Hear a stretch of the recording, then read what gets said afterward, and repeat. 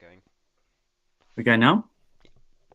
Okay. Hi, everyone. Welcome to day 2 of BUCA. We had some really exciting chess yesterday. Luke, did you see some of the results? What were your thoughts yesterday? We go now? Yeah, I didn't catch any of the games live, but got Okay. the results Hi, here. everyone. Seeing Welcome Warwick to up day in 2 of third on this BUCA. table, but joint We had first some in really terms of match exciting points. So chess excited for that. yesterday. Luke, And did you see some of the results? What were yeah, your looking thoughts forward yesterday? to seeing what happens today. Yeah, I didn't catch any of the games live. But Brilliant, fantastic. Now we've got a really tight table in the championships. We've got UCL, Warwick, who are our sponsors, and Imperial at the top, and then yeah, lots of people chasing. So it should be a really exciting day. Day 1 is when people arrive in, they're a bit tired, and things can go a bit haywire. So we should see some really competitive sort of focus chess today, which should be exciting. Should we jump over to some of the other sections and see what's happening? Yeah, sure. We can look at the table in the plate section. Warwick's second team also up there, but not quite first. Good to see. Doing well. My former people from Bristol are having a bit of a nightmare, but we're hoping for a comeback today. I think we should have some better results today, I've been told. So yeah, we'll definitely keep an eye on keep our fingers crossed for Bristol. Brilliant. We're gonna have a look at the fixtures for today. Yeah, sure. Should we start with what we're on round 6? We should have some better results. So we've got round 6 up here. Yeah, we'll definitely UCL versus Cambridge. Fingers crossed, we've got some big names in there. Should we start with some predictions? What do you think? UCL against Cambridge. What's the score? Okay. Yeah, so it looks like UCL have it on the numbers game. But in rapid, I think it happens. Remy Rushbrook was a very strong player, so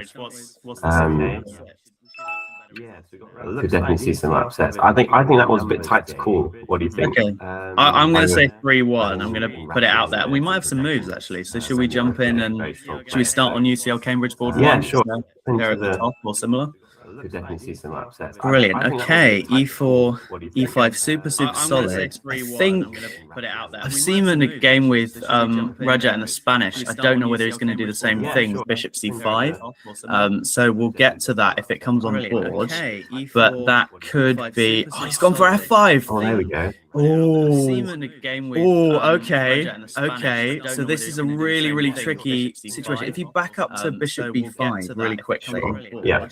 So there's different ways of doing this as white. So these Spanish positions get a bit tricky. But yeah, so if you play F5 immediately, that's an entirely different system. But with A6, there's a big difference. So here I think you should play D3 or knight C3. D4 isn't a good move, but because we've pushed the bishop with A6, suddenly D4 works. There's some sort of tactic where the bishop being on B5. Right. Okay. Yeah, that makes sense. Because I played bishop C4, which is why I immediately went for D4. Yes. Because that is the best move with bishop on C4, but you're quite right. On B5, it's a bit different. With bishop C4 is terrible. So yeah, and here it's not much better. So he goes F5. Okay. D4. Okay. ED and then EF5 I haven't seen. So generally people play E5 in this position, and then after ED4, E5, they go B5, bishop B3, and then knight A5 is quite a fashionable move. And then yeah, we go from here and it's a mess. But after EF5, what are your thoughts on? Yeah, what are your thoughts on Black's position? It looks shaky to me, I've got to be honest. It looks like Black's destroying the kingside, but what do you think's going on here? Yeah, I'm not sure. I'm not very familiar with these. I'm feeling if Black can get in a knight F6 and a D5 and possibly pick up this pawn, then they should be doing absolutely fine. The question is whether they can achieve all of that. Yeah. Because White will put something on D4. Maybe if D5 is played, you can even go queen takes. And then bishop G5, and you're getting some pressure. Yeah, very definitely. I think you're absolutely right. It's really about timing in this position. Yeah. Black's king stuck in the center. White is actually pretty close to castling, so should be all right in terms of the king safety. But Black's just kind of hanging on. Should we sort of jump around and then come back to this one and see? Yeah, sure. I was just going to say, I feel if Black can play d5 and consolidate, shutting down this diagonal, then they should be okay. Queen e7. Queen e7 first. I suppose that makes sense. Just try to trade the queens quickly. Well, he's looking at bishop queen b4 as well, I presume. So that might be. Yeah.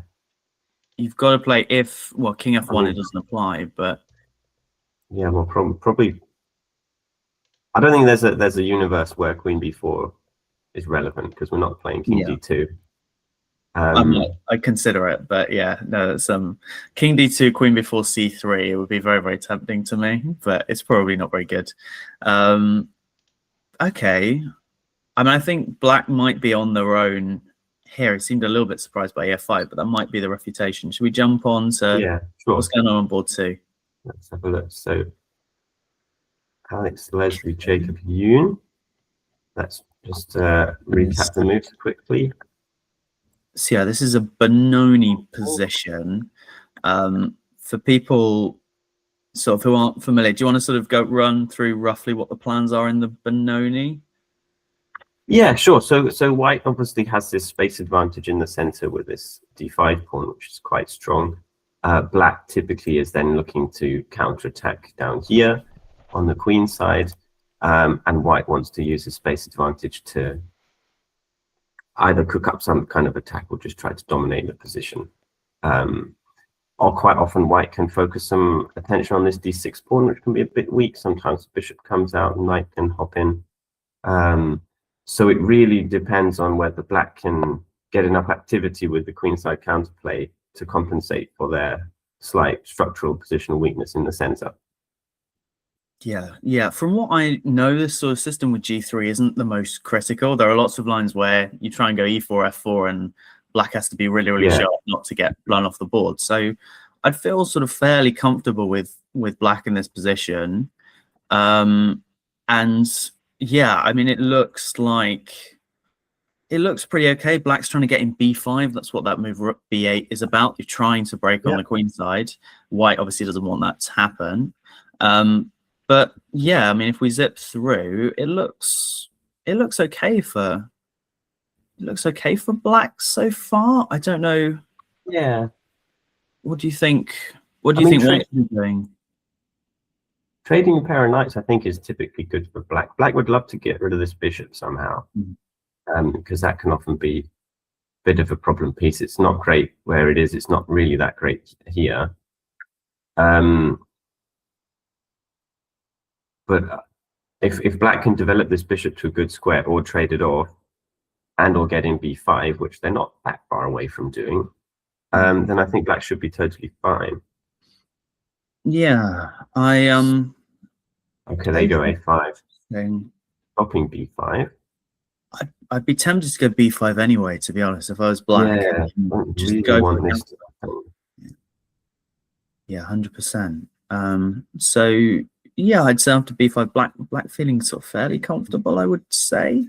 Yeah, I just wonder if there's something else we can do first, because White's not yet threatening knight a4. Yeah, I mean, we could go for bishop f5 and knight e4. That's a plan. But yeah, bishop f5 g4 maybe, and then we've got to decide what we want to do. I think we probably want to stop White playing e4, but I'm not entirely sure on that front. Yeah, I don't know if we can really, because it's supported by quite a lot of pieces. I feel like bishop f5 just walks into some tactics with potentially a g4, potentially just rook e1 and go for it, and your bishop's just going to lose tempo. Okay, we do get b5, a5, a6. Sorry. Yeah, he's gone for b5, which looks like a good. So it does leave Black with fairly weak pawn on a6, but in return, Black's going to get b file pressure against b2 pawn.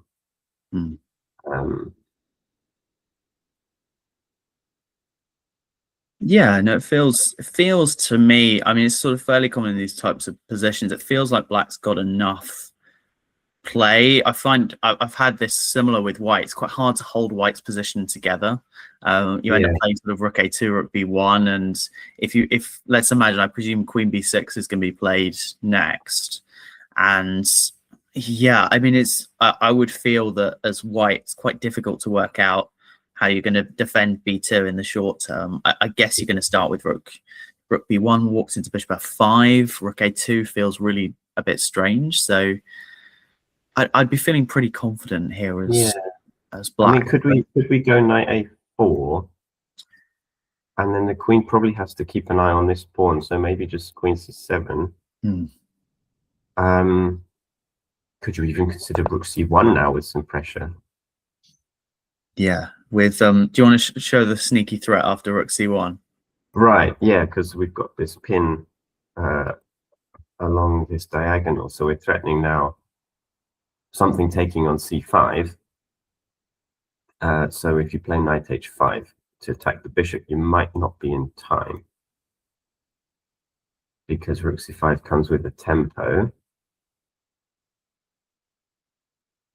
Yeah, no, really like that. It's good. So maybe after knight a4, if the queen has to back up, you feel like the initiative is sort of swinging back in white's direction. Maybe if because you'd like to play queen b4, right, as black, but then you hang d6 and it all falls apart. So you do, yeah. So that's, I think, yeah. Has queen b6 been played? Yeah, queen b6 was played. So I think my vote would certainly be for knight a4 now for white. Do you want to peek at the computer? Absolutely. Always want to cheat. Okay. Computer thinks black is doing absolutely fine. And after likes it too. So what's wrong with this one?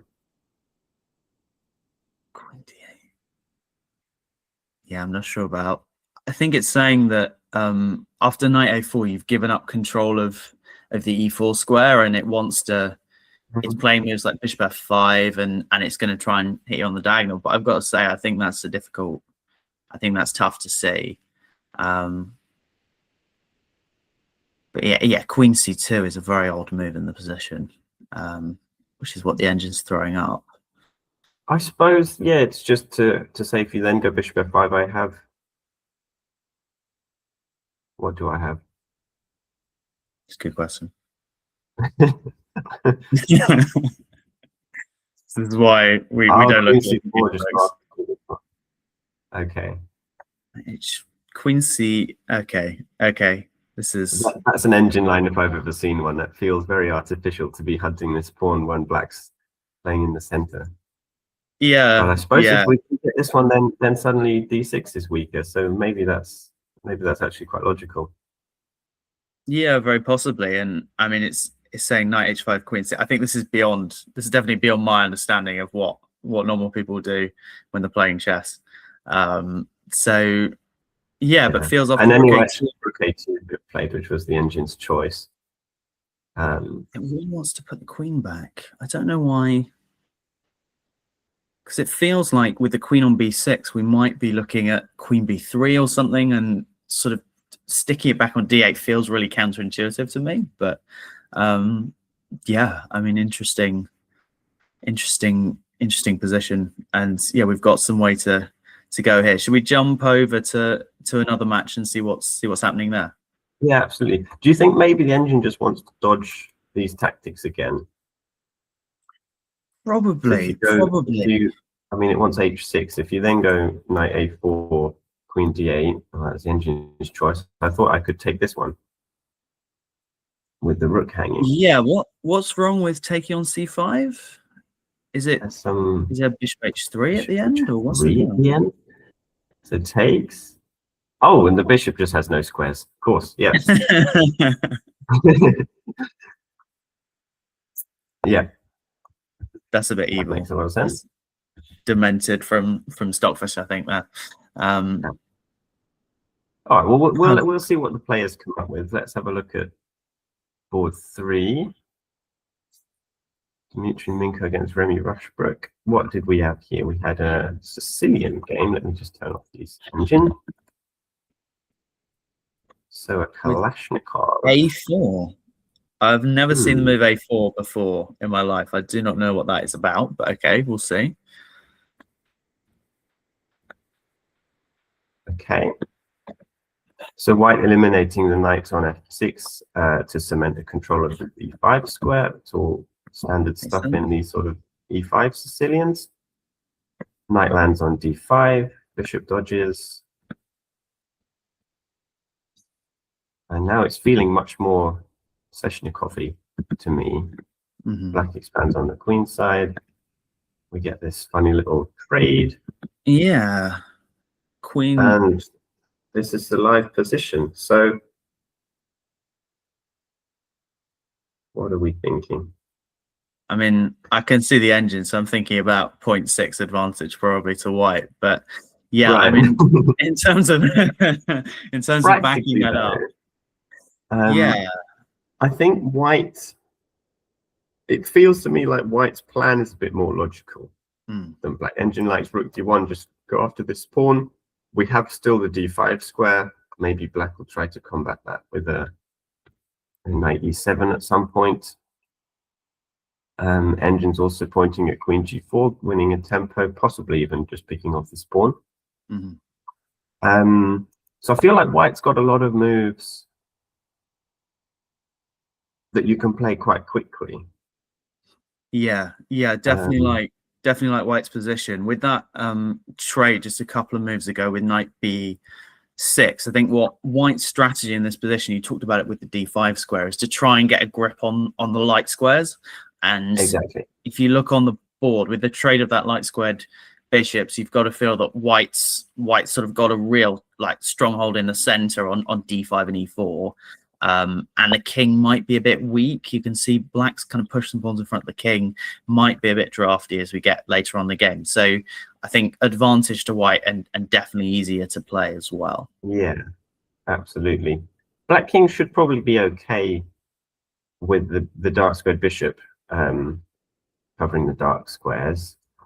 My concern might be if white can somehow weasel this rook around to the h-file, then with the queen on the g-file as well, there might be some tactics happening there.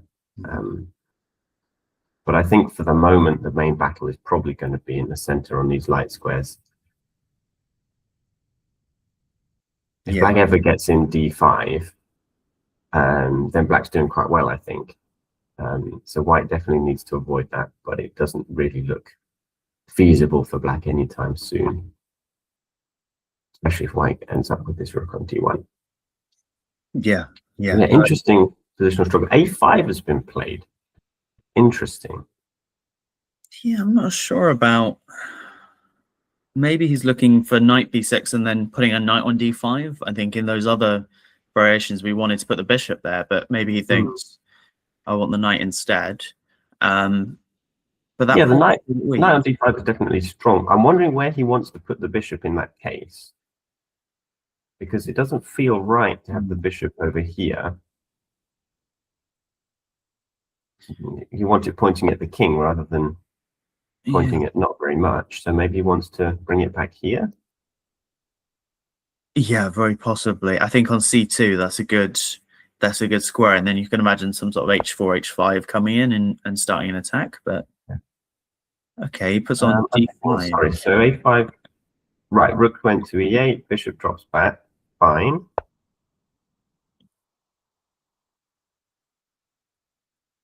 Knight e7. Okay, so we're not. What are we playing here then? Hang on. Some tactics. So we can't, I don't think, take this pawn like this with the bishop because d5 hits. And if we went queen takes e4, then possibly a rook f4 skewers the knight, and black's going to remove the defender, and that's a problem. So cheeky tactics there from black, but white doesn't fall for it, just goes knight b6. Yeah, I'd say still, if you can't stop us taking on e4, we're probably still feeling like we're in the driver's seat as white in this position. Yeah, I mean, I can imagine some sort of G3, H4. I'm very tempted to do that and slide a rook to H1, and I want to attack on the king side, basically. Yeah. But yeah, I think with this grip on the center, it's so important that like white has some choices. You could play rook A4, rook B4, or you could attack on the king side, but just gives white a really sort of chunky setup in the middle. So should we cheat again and just flick the engine on and sure, see if we're right? Ah, okay. It likes black. E3, you know, I was thinking about this move E3. I didn't think it was that great in this position. It's been played. Wow, okay. I suppose the idea is you're going to lose that pawn anyway, so why not weaken the white structure a little bit? Yeah, absolutely. And that pawn on E3, it stops us kind of getting to the queen to E4, which is what we wanted. And that pawn on E3 could be a target. So you feel like black's getting some counter back on the dark squares, as we were saying. Yeah, this could be a little bit of a turnaround. Similar idea with knight F5, trying to get knight E3 in. Yeah. But yeah, still tricky for black. But it feels like they're turning it around just a little bit. Yeah, I think black sort of said, you know, I'm going to give up on the center and allow my pawns to be blockaded, allow white this grip on the light squares. But in return, I've weakened your kingside structure. I've got some pressure. Queen could come to C5. Maybe even double the rooks on the F file. And what are these pieces doing? Your bishop and knights. They look pretty on the queen side, but actually that knight is a long way away from helping out on the king side. So I think quite a good strategy from black, just trying to play around white's positional assets rather than combating them head on. Yeah, definitely. I think black's played this really, really well from the middle game after a tough opening. Yeah. Great. Can I sort of request that we go over to Div 2 and have a look at what Bristol are doing out of personal interest rather than anything else? Absolutely. So what are we on the plate? Let's have a look. Team. So Bristol playing over here against Imperial. We have a result already on the top board. And it's not a good one. Oh dear. It's not a good one for Bristol. Oh my lord. What's happened here then? Okay. King's in. Oh no. Goes for a Grunfeld. So in the Grunfeld, black obviously with this very strong bishop trying to get some pressure on that diagonal. C5 to weaken the center. Do you know anything about these positions? It's not my area of expertise. Yeah. I've seen this. So black is trying to sort of, the rook c1 is a way of, there's lots of ways of playing against Grunfeld. This is one of them. But take on e5, I haven't seen it. It looks a little bit funny to me. Right, back up slightly then, sorry. So rook c1, just getting out of tactics with the bishop and supporting the c3 pawn. Yes. Also ready to be on an open file if pawns are exchanged. Yeah. Queen d2 breaking the pin. Castles. So d5. Yeah, d5 I've seen. Yeah. Okay. And then c4, I've got to say I don't understand. He's looking to run away into an endgame, but that feels really, really loose. But we've just buried this bishop. Maybe he wants to play e5. But then I think it's quite easy for black to just chip away with f6 and have quite a comfortable game because his bishops are going to be slightly more open than the white bishops. Yeah, I agree. If we look at what happened in the game, black... Queen a3 is a nice move. That is good. Queen on a good square. It's quite hard to chase that queen. H3 played. Not sure. What do you think about this move, H3? Fully understand what we were going for. Yeah, what's the... Oh, he wants to play... Were we worried about bishop g4? Yeah, probably. So it's thinking if we castle, then rook d8, and we've lost the... I think things have already gone a bit wrong for white. I see. Okay, so he's thinking if we castle rook d8 and rook d1, then he was worried about bishop g4 maybe. Yeah, to chase the rook away. That's bad. But at h3, I think just a bit slow. Rook d8 comes anyway. King e2. Bishop e6.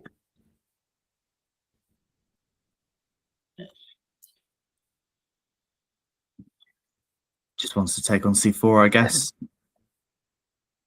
Yeah, queen dodges. So yeah, no immediate tactical knockout until f5 was played. But with the king in the center, it just looks a little bit dodgy for white. Yeah. And then after f5, it's just a blunder, unfortunately, because after king takes e3, then now bishop is pinned. Yeah. This is, if we've got any beginners in the audience, this is a lesson in why you castle early on in the game. Otherwise, you end up with your king on e3 and you're getting mated. So yeah, castle. It's a good thing to remember. Yeah, and then here also a nice little removing the defender tactic.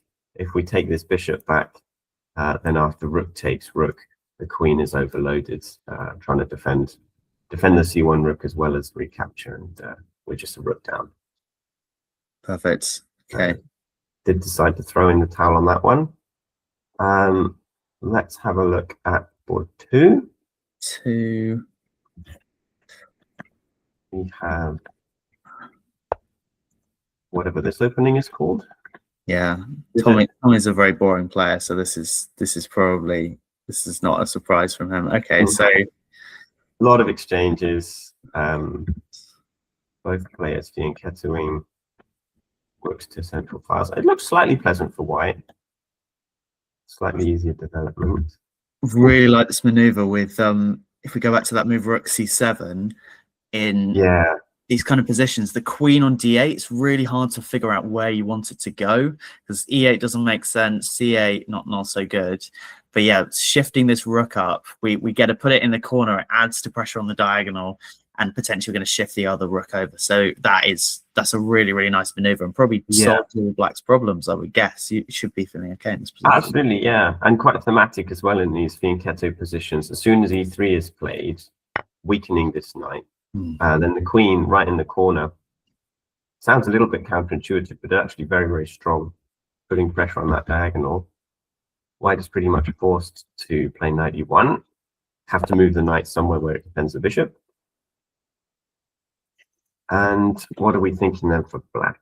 Are we trading those bishops? I probably would. Yeah, I think we take and we probably play knight e5 and just sort of say he's got rook c8, also very good. I'm wondering if we just say we'll let white take the bishop. And then it's a question of whether we want to force the knight to g2 or not give them that free move. Like could argue it's better on d3. But I think rook c8, just especially with 5 minutes on the clock, just logical developing move. Yeah, absolutely. We're getting people will see on the clocks, we're getting sort of down to the time pressure. So yeah, it's important that you want to play quickly as well as good moves. I think Tommy's just saying I'm just going to slide the rook over and then do something else later. Knight e2, probably look at some trades in this position. I think a draw would be probably about 80% here. Yeah, I think especially for white with very low time, just trying to trade some pieces, counter these double rooks is a good strategy. So yeah, I think fairly equalish position. Engine's giving a bit of an advantage for Black. Yeah. Sorry, go on. No, I mean, I think it's logical if you compare the pieces, Black's rooks are slightly better, but probably going to be traded. The Black Knights, they're not amazing, but they're better than the White Knights back here on the first and second rank. So I think just a few small advantages for Black. B5 actually from the computer, I quite like that idea, by maybe trying to bring this knight around. So we'll see what happens there. Should we head back to the championship? I feel like we're taking up too much on Bristol. pick a. Okay, who else? Just scroll down. We should probably check out the Warwick match. Yes, absolutely. What is going on here? Victor Stoyanov here on board 1. King's Indian.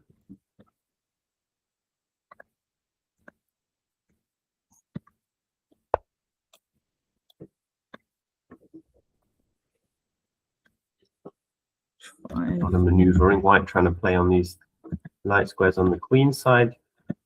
Black. Interesting, that capture. What do you think about this capture, allowing white to get these 2 pawns in the center? I mean, I would be very, very nervous playing this as black just because of the past d pawn. But I think what black would be arguing is saying that if I can get f5 and e4, then I've got my own counterplay. And there's a risk with a symmetrical structure that you just kind of get squashed a bit and you can't really do much. And probably for Rapper, this is a good choice. But yeah, why after queen d7? Why did he play c6? That's a bit of a perplexing one, gotta say. Yeah, I mean, I think we've got this g4 is in the air. Obviously, it doesn't work straight away because we can just capture. And if we recapture, then we're going to lose one of these pieces. But I think the idea of c6 is then to just say, I want to distract your queen so I can play g4. If you take, you can't capture because bishop d5 is going to pick up an exchange, and then we still have g4 to follow. So what's played? Play queen c8, and we just snaps this one up. Yeah. So white's won a pawn from that, and probably feeling pretty positive. I think still a bit of a tricky position, but yeah, you've got to feel like white's putting pressure here. Yeah, and I think after bishop c5 as well, e4 can maybe be played. Yeah, there it is, as I say. And I think white's consolidated quite nicely. These bishops are very, very pretty here in the center. We're not too worried about e4 because we can block it. This discovered attack, I mean.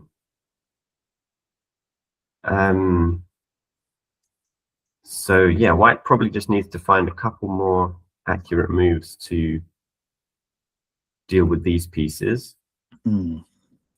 Yes, some combination of e4 and knight d4 looks a little bit tricky. So how do we deal with that, actually? That's quite a... So what are you saying for black here is the threat?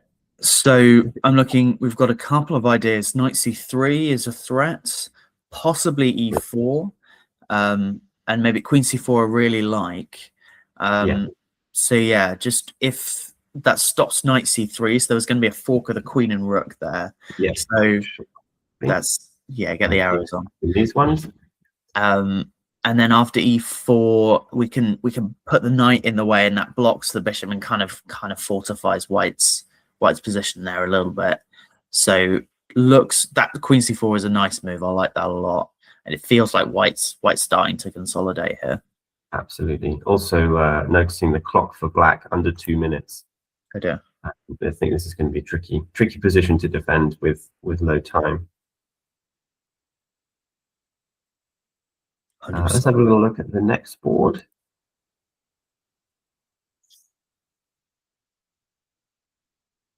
Quick flick through the opening, but with clocks dwindling, we want to focus on the current positions. This is not an opening I'm familiar with at all. Me neither, I've got to say. Feels about roughly level, but I'll take the extra pawn. Yeah, I mean we've got a nice majority on the queen on the queen side. There's some pawns. And this is looking a little bit shaky for black, I think. Queen c7 is a nice blockade. But this sort of feels like a matter of time before white figures out a way through. Yeah, it's slightly funny with that bishop on b7. I'd quite like to put that somewhere else and then stick a rook there, obviously, but it's just moved it out of the way. Is our queen in any trouble? Is our queen? Yeah, queen is trapped, but rook d6 is giving up queen c8. So interesting. Also, massive pending threat, rook b7. That might be a bit of a problem, actually. There's I've just spied quite a nice variation after rook 8 d6. Yeah, queen c8. And I was thinking we can trade queens and then play rook c6. But those end up in a bit of a skewer, which is probably what white's relying on. That's quite a nice little tactic. Yeah. So I mean, if you keep the queen, obviously that's a bonus. And if you can consolidate again as white and keep that pawn on c6, I mean it's pretty much over, right? If we get the rook to b7, you can shake hands. But yeah, should we use the engine again? I hate to keep doing it, but see if our estimations are correct. Yeah. Actually not as favoring white as I had expected, to be honest. But certainly clear advantage. Queen e8 preferred. Is this going to be a classic? Yeah, the engine for some reason wants to just repeat moves here. And then it plays queen e8. Not sure what's up with that. It's a bit sadistic, I think. That's the issue. Yeah. Okay, queen and that tactic. Yeah, so all that trade happened. d6, queen c8 takes is on the board.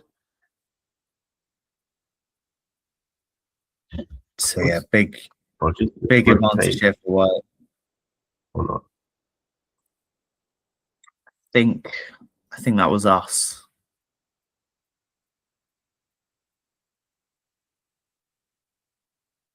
I think we've got bishop, queen c8 on the board. Just going to refresh the page and right, bishop takes c8 on the board. Yeah, there you go. Yeah, feels really positive for white. Still tricky to get. You've got to kind of break that dark square blockade still. Yeah, very. I think white. Black is probably angling to get this bishop onto c7, which could be tricky. You've just got to watch out for this pin, of course. But if Black does put up a dark square blockade, he might have a chance. But White, of course, does have another pawn. Yeah. So it's a difficult one for Black. Okay, rook c5 played. Do you want to have a quick look at the next board? Yes, yeah, let's do it. I might just leave you to talk through this for a second while I plug in my laptop because I'm about to die. Awesome. So I'll be back in a sec. Don't leave us.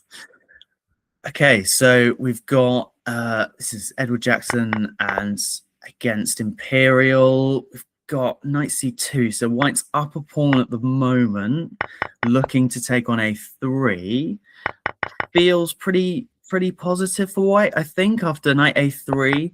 The only thing you've got to watch out for is Black sort of breaking through on the A file. So if you bear with me for a second, after knight a3, rook a8, knight b5, rook a2, potentially what we don't want to do as White is for all of those pawns on the queen side to disappear. So there's a bit of that you've just got to be delicate. But yeah, Luke, I was saying it probably looks like an advantage for White, but you've got to be sort of careful about trades on the queen side. Yes, absolutely. Yeah, I think something like 93 is quite a tempting move. But if you... Yeah, maybe that's good. I was just thinking at some point some bishop takes b3 sacrifice could be something to look out for if these pieces get too far away from this a pawn. But as it is, think we've just seen a goes in for few that. exchanges here, and it might be on its way to fizzling out. Yeah, I'm not sure about that actually. I really like you moving out e3 and just kind of keeping the tension.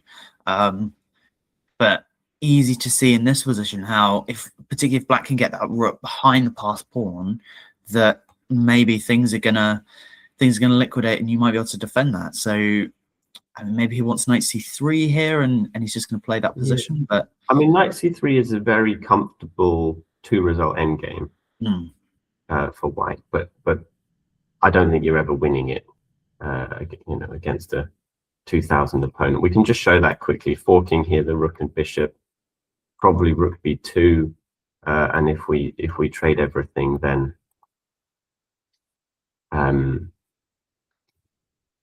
this is quite a well-known endgame where you've got nobody's going to make much progress on the king's side, and it's very difficult for white to get this pawn up the board with black's rook behind it. Yeah, definitely agreed on that point. I think, and he plays knight d4. Okay. Okay. I'd be tempted to play rook b2 here, trying to get the rook again behind. And yeah, and he does play it. And I wonder if e5 again is a move for black. Very possibly. That knight away from the defense here. Just quite a nice variation after e5, knight f5, bishop b3. I was just looking at. Oh, very nice. Yes. There's a very, very nasty checkmate there. So maybe he spied that after rook d3 and thought that yeah, that's a really nice motif. So probably we want to keep the bishop sort of solidly protected on that d5 square, which is why he's gone king e7. But yeah, I mean, how do you feel about with these double b pawns? Do you think that's easy to push, and does it give you a bit of value having an extra pawn, or are they just a bit stuck? I mean, there certainly is some value to this pawn blocking the rook's vision of the more advanced pawn. But you'd much prefer to have these pawns next to each other rather than doubled. I think black's king is easily close enough to deal with this. I'd be tempted with black to flick in a rook b1 just to push the white king slightly further away. But especially after c5, I think we're just going to see the black king coming over. Yeah, if you can prepare with sort of g6, and then eventually it feels like this knight on d4 isn't going to stay there. And we should, if we time it correctly with 30 seconds left on the clock, then we might get away with this one for black. But it's very, very finely balanced at the moment. Yeah. Rook c3 is a very nice move, cutting off this king. So there might be some tactics, if we can get the pawn far enough, there could be some sacrifice with this bishop. Yeah, it's good. Moves are coming in a little bit delayed for me. So g6 played, c6, and we've kicked the knight. Knight b5 check.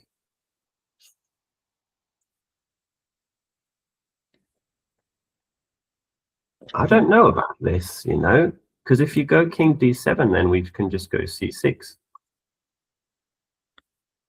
Sorry, b7, and if you take, we have a rook c7. And that's that should be pretty easy for white, right? There's no real sort of complications there. Yeah, no, that's true. You can't even take this one because I have a check. So yeah, that's 94. Yeah, that is nice. So should we see what the engine is, if the engine's going to back us up again? Yeah, well, I mean, I don't think we need the engine here, do we? Just c7. Just b7, sorry. And that's it. What's the engine? GG. Yeah, +3. Yeah. Really nicely played by White. That was that rook d3 very was nice. really impressive. Just getting that rook active. We'll leave this one just quickly and have a look at the last board. We have a result coming in there. Magnus, unfortunately, going down to Haik Nesrokyan. What happened here? Queen a5 check. On Okay. Sicilian.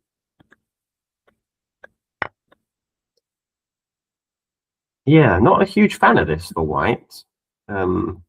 You don't really ever, in this situation, you don't really want to be recapturing on b3 away from the center. But in this position, it was necessary because taking with the a pawn would lose the rook. So this is certainly comfortable for Black here. So what happened? d5. Wow. Engine d5. I think that's quite logical, striking in the center, using the fact that this knight is pinned to the king, so it can't move. Just castles out.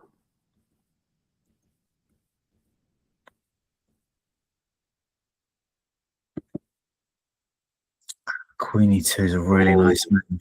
Yeah, c2 is a nice try. Just trying to make sure that White doesn't undouble his pawns. So it's a nice idea, but yeah, Queen e2, and suddenly this bishop is in a lot of trouble. Wow. I was about to say it's impossible to castle. He goes for queenside castle. It's legal, yeah. Was that we want to bring this rook over and just checkmate White. But I'm assuming, oh, he's missed queen c5, comes with a check. Yeah, unfortunate. That's a problem. That's. And then. Oh, sorry, the move's out. Takes the knight first. Queen c5 check. Queens are traded. Developing the bishop with a check is nice, and then yeah, we don't need to look at this too much more. I think it's just a clean piece up. Yeah, no, agree. What's happened? Recaps of board 1. How did he convert this one? Because we said we thought White was looking very comfortable here, +5 even. One mover. So the idea is that you can't take the queen because our rook is looking at your king, but you can just take the rook with the queen, renewing this tactic. That's I'm imagining like sitting at the board when that happens, and you're ready. You're thinking I've got this all wrapped up, and then they take on d7. You get a cold shower. That is really nasty. Ooh. Horrible, tough one there for Victor. Yeah. Played a very, very nice game. But that's the cruelty of chess. One mistake, and that can do it. So that's just a rook.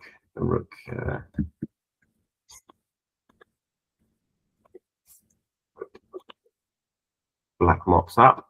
GG. This game actually. Right, so we'd seen it there with the bishop coming back to defend the pawn. White trades the rooks and just pushes on through, and that's a piece up. Yeah, very nice. Okay, board 3. So we'd seen c7, and White wins the bishop, but it is tricky. So White grabs another pawn.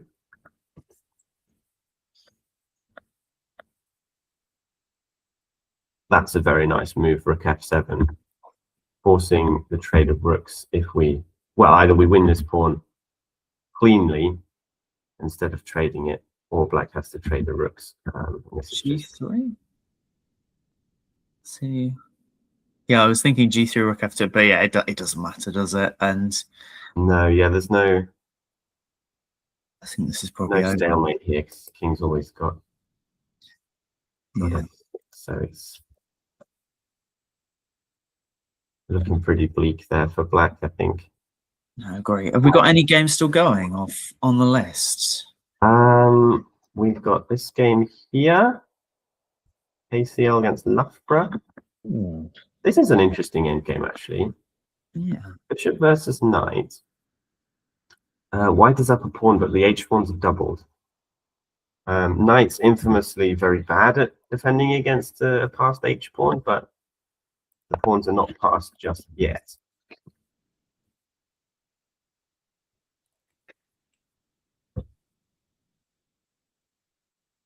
Who do you think's playing for a win here? Is it white? Is it black? What's...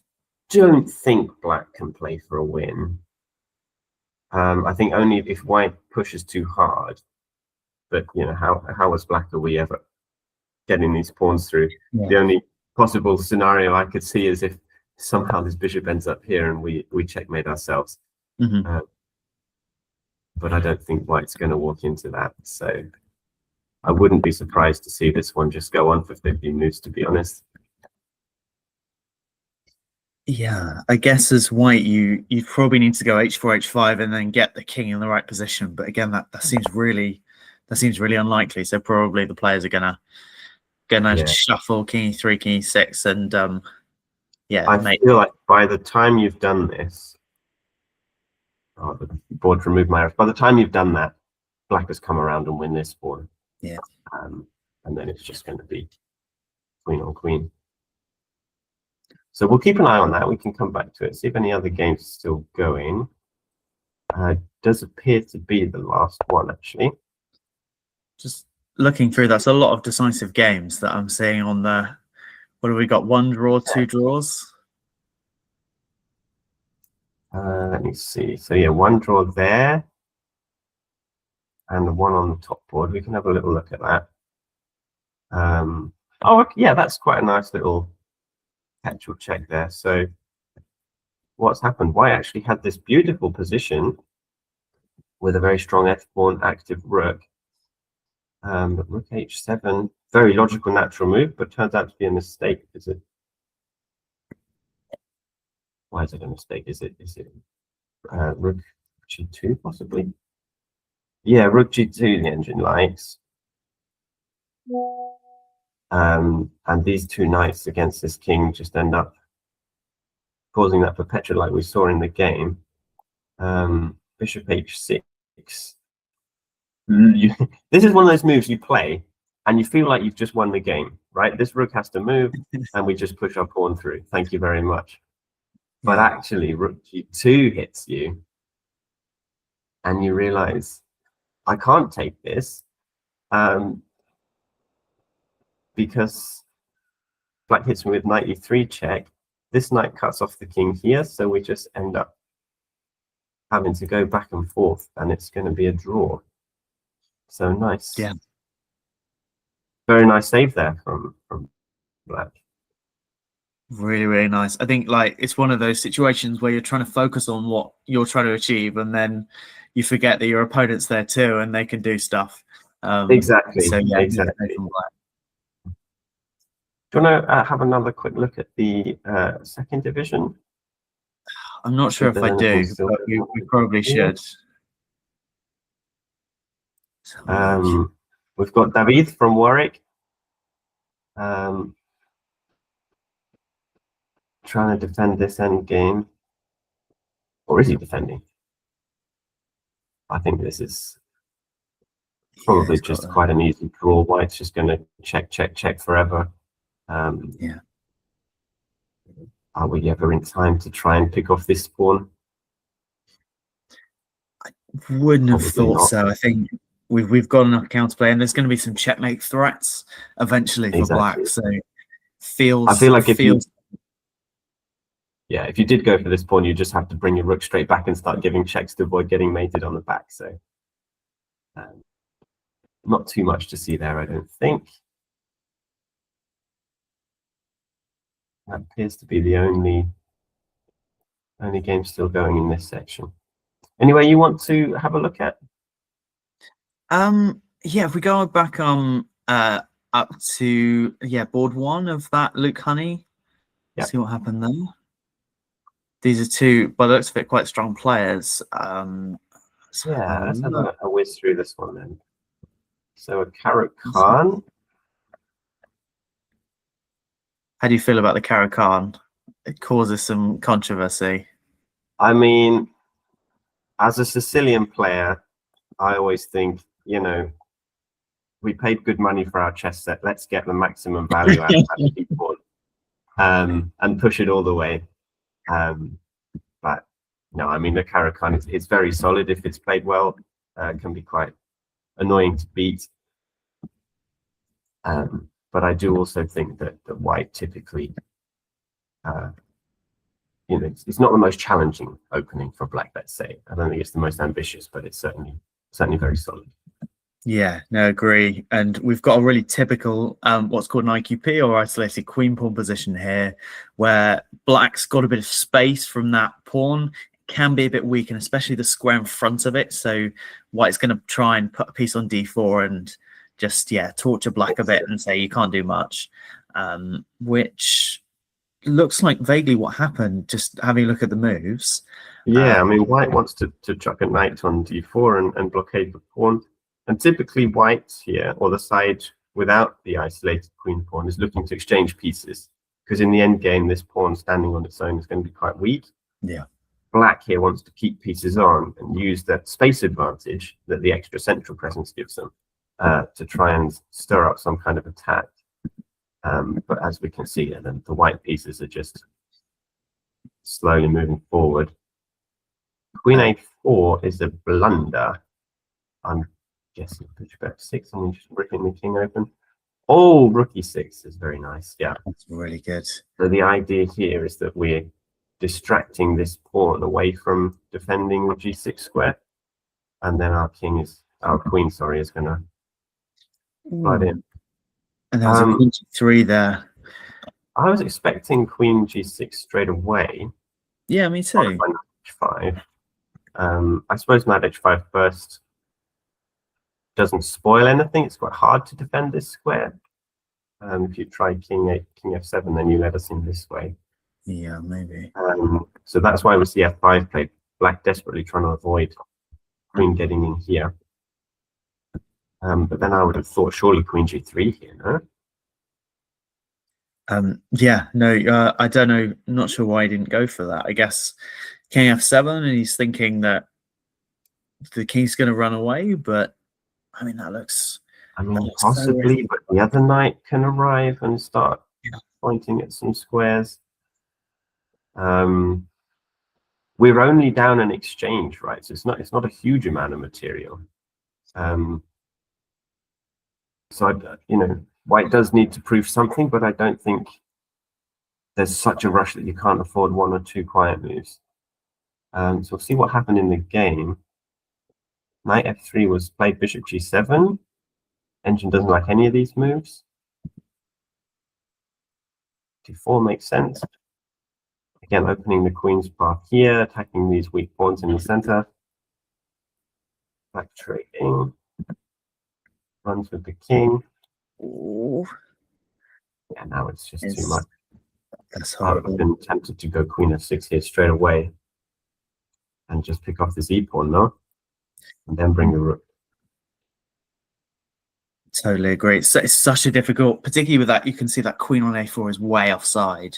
Yeah. Such a position to, I mean, you can see the engine sort of bouncing up and down, but just us like sitting there with black that is a really hard with seconds on the clock as well. You desperately want to bring this queen back, but if you come all the way back, you get mated here.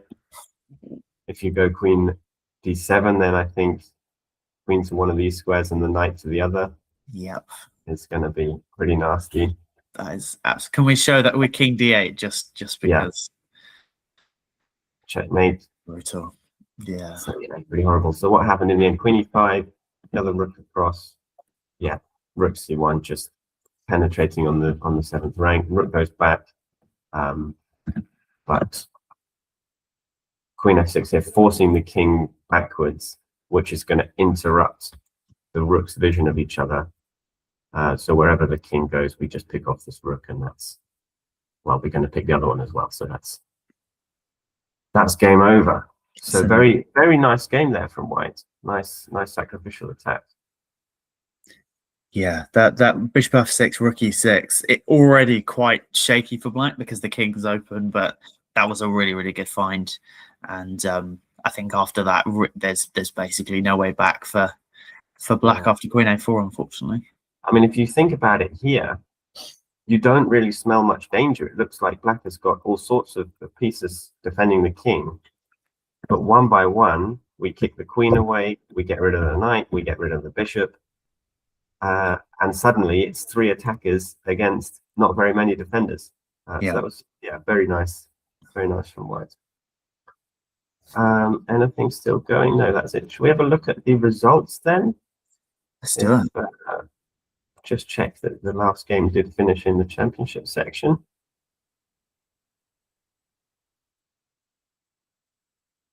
Looks like it did. So team results. Or that's not going to show us the individual matches. Let's have a look then. So UCL defeating Cambridge. Bath take down Durham. Oxford beat Nottingham. Warwick unfortunately losing there to Imperial. And KCL beating Loughborough. Some really tight margins there. Bath getting their first win, I think. So congrats to them.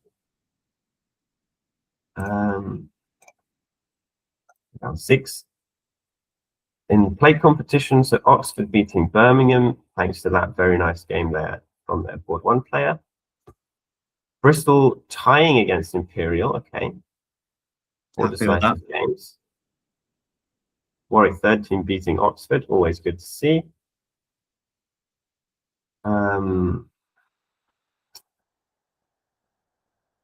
Why do we have 2 Warwick 3? It's a good. The other Warwick team beating UCL and Cambridge beating Cardiff. So we could maybe have a quick look over here at the results page. I wonder if that's been updated. If we look at the table now in the championship section, doesn't look like that's been updated yet. So we've got UCL and Imperial, I think, maybe pulling away a bit from Warwick, and if we just go back, check these results one more time. So UCL beating Cambridge, so they're going ahead. And how did Imperial do? They beat Warwick, right? Yeah, so that's a big setback there for the Warwick team.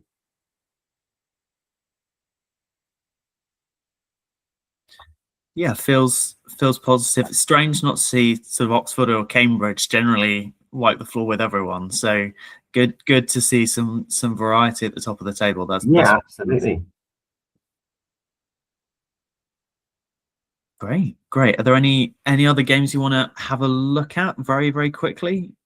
Should we do just if you've got any interesting pairings, just if we click on the board 1 at Bath, I know some of these players, so I'm interested to see what happened there. Let's have a look through. So Frankie with the white pieces. This is heavy theory, I think, in the Rogozin, which I don't know, but the players probably do. And Queen D6. I don't play this at all. Yeah. Bishop f5 is a mistake. Why is that a mistake? Can we do knight d2 or something like that? Yeah, I wonder if we have some capture and a bishop g3. Oh, bishop g3 was played immediately, which is he's missed knight b5. That's really nasty. Oh yeah, knight b5 and just simply Although it's not that simple, is it? Where does the queen go? Queen g6, the engine says. Yeah, what's wrong after? I'm just thinking of queen d7 and then rook c8. Why was that a problem? Queen takes c7 you want to play here. After knight b5, queen d7? Queen d7, sorry. Right, so bishop f5, knight goes to b5, queen d7. And then yeah, I mean, I was thinking knight c7, rook c8, but maybe knight e5 just cuts across that plan. That's probably what you missed, actually. Yeah, I think this just forces the queen onto an awkward square. Because if you go queen c8, then I can just take this, no problem. And I'm not in a pin. So yeah, a couple of tactics missed there. But as it is knight takes, we see both bishops exchanged, everything exchanged. So white ends up with a slightly stronger center, but black can chip away that straight away. So this probably looks fairly even at this point, but then suddenly white starts to get a little bit of pressure on this queen side, and the pieces are getting very active, and there goes a pawn. So nicely maneuvered there by Frankie.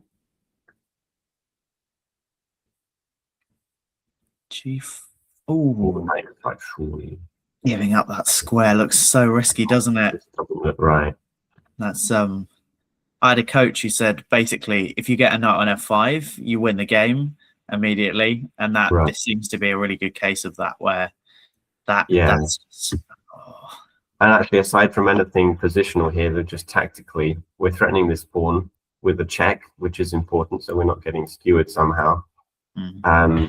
And after he defends it, we just remove the defender of this knight. The rook's got to go somewhere. Black tries counterattacking our rook, but then we just rook d2, and both pieces hang, and there's no way to defend them both. So nice tactical victory there. Yeah, really well played. And sometimes that happens, you're under a bit of pressure, and then things just kind of, the wheels fall off a bit. And yeah, unfortunately, looks like it's happened for black here. Yeah, and sometimes you just got to try something desperate. You know, I think this move g5 is you're feeling, I'm down a pawn. White is going to just slowly march their pieces forward. I've got to try something. So I think he was probably trying to weave some sort of mating net, and cut the king off from escaping. That's my best guess as to the thinking behind g5. But yeah, unfortunately, just fails tactically. Any other plays you wanted to look at? Yeah, should we pick one more? What do you think?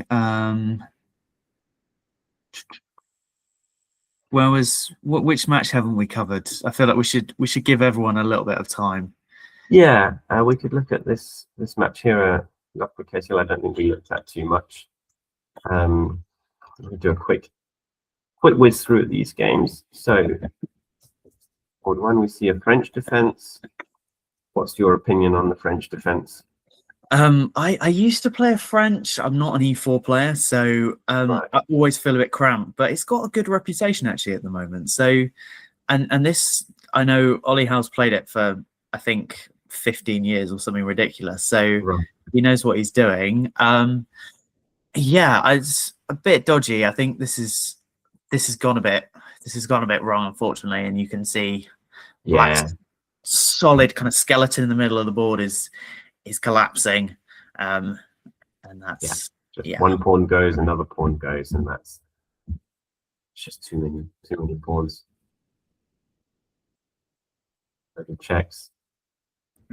I think possibly we could have traded the queens there. Might have been the easiest way to go, but clearly the white play very confident in their ability to win this queen ending,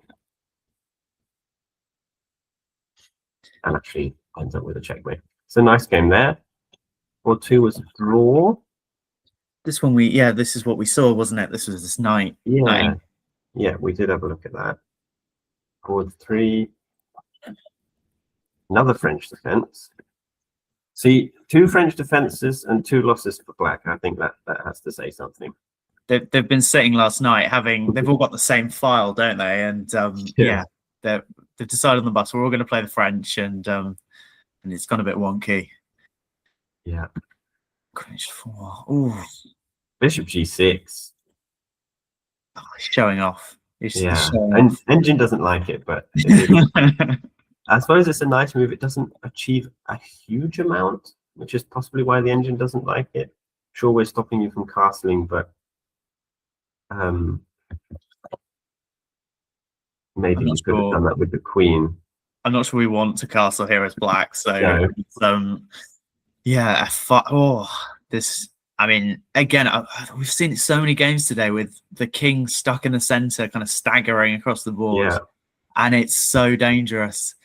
And this looks like another example. All of those white moves coming with the tempo. Black grabs a pawn, but rook d1. I think honestly, that's kind of pawn where I'm very happy that my opponent's taking it, because not only have you given me a move, but actually now in the future I might have even more pressure against the f6 square. Look at those rooks stuck in the middle of the board, and the king's just getting slaughtered. I think. Can't defend this piece. Bishop d5, nice little calculation. Rook takes, trying to remove the defender of the checkmate. Doesn't work because we take with check. And then,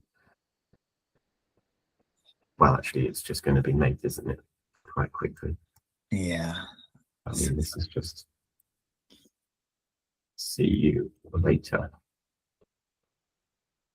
So nice game there for white. We'll look at this last game quickly.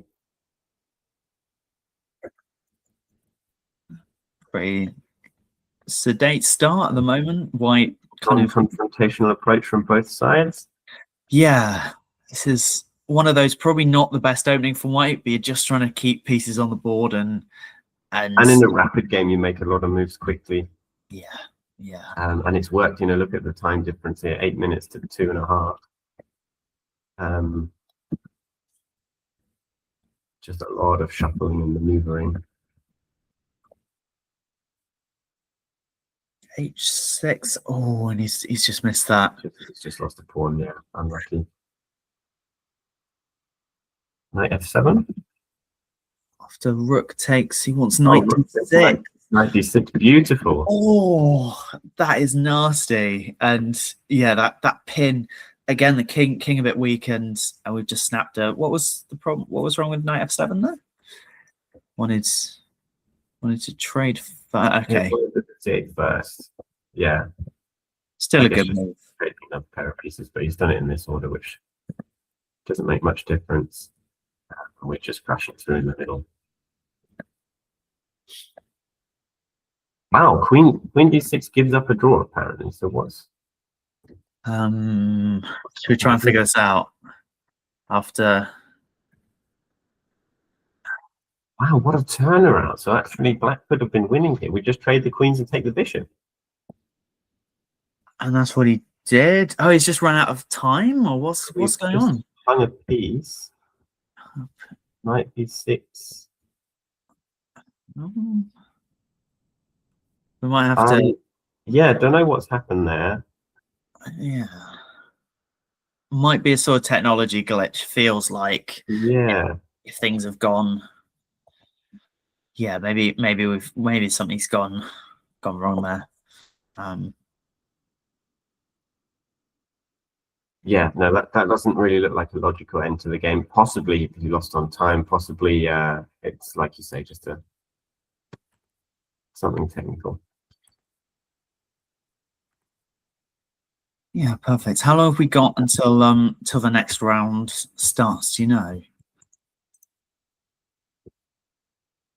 Okay.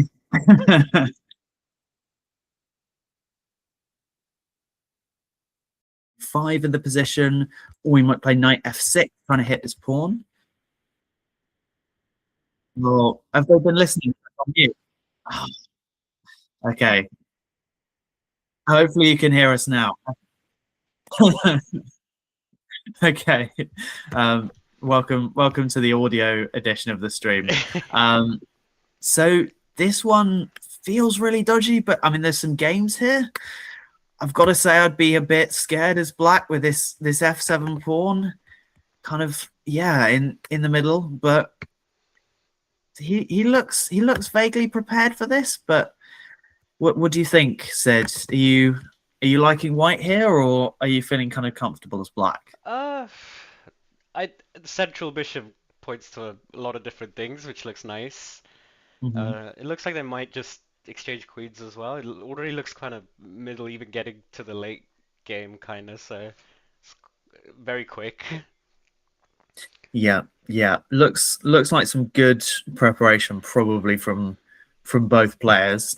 But yeah, if we flick on, apparently Black doing quite well here. It's really interesting. So after this is clearly some sort of preparation from the Black side, and Queen H5 just creating some threats on the F7 pawn was the way to go. But Queen F3 apparently not quite doing it, and computer saying this pawn on C3 blocking the pieces doesn't really make sense in the position. So some good preparation from Black at the moment, and looks positive. I'm gonna skip through just so we can cover sort of as much as we can at the start.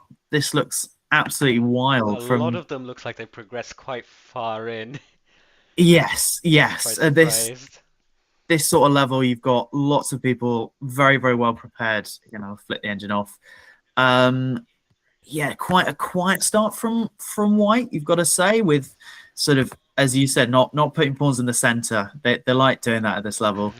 And White's got some initiative. Nice bishop on G2 protects the king, and trying to get some initiative on this center pawn.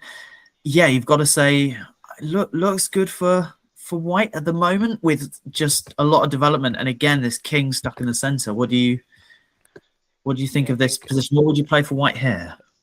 Well, I think there's a lot of pieces hoping to point towards the middle, with the fianchetto bishop and the knight and queen pointing at d5, but doesn't look like there's enough to actually take any of the pawns. Might be even for a little bit. No major exchanges.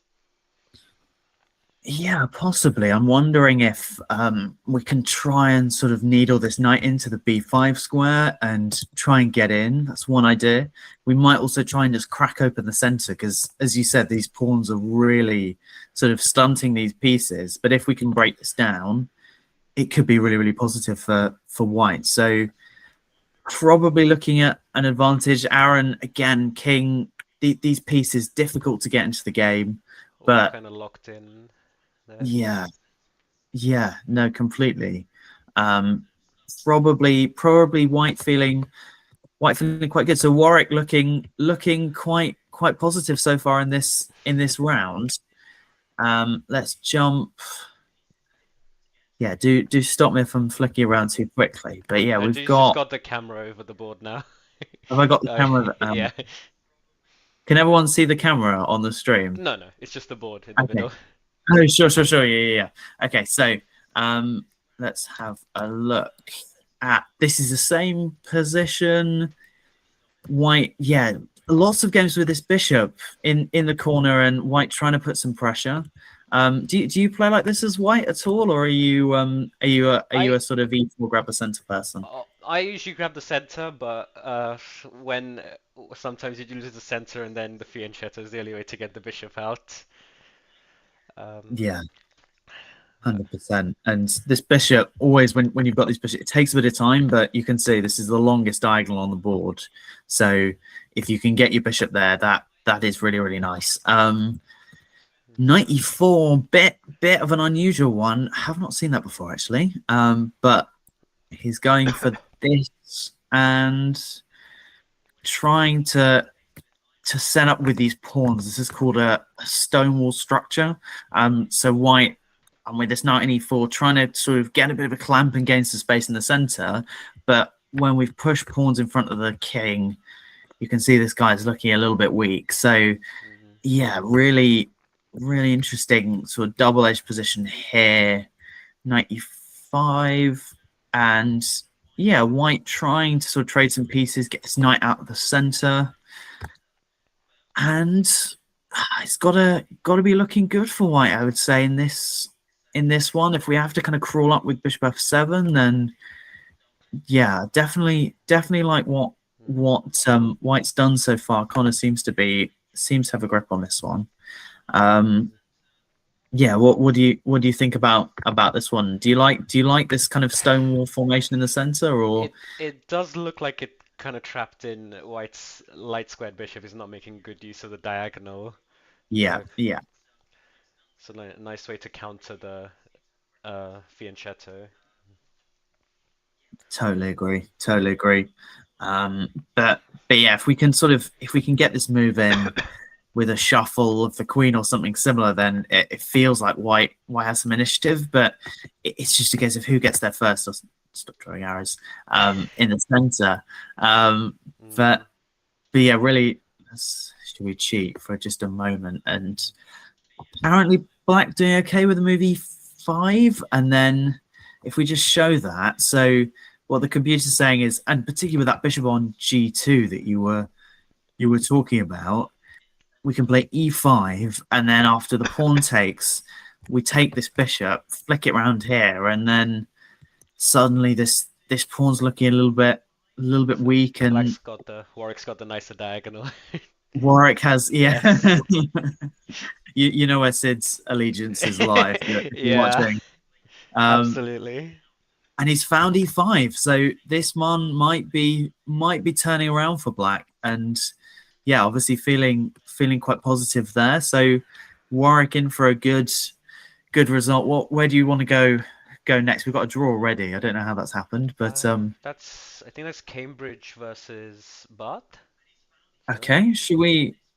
Yeah, that's a bit early, isn't it? Guys, they've probably pre-arranged. They've seen all these moves before.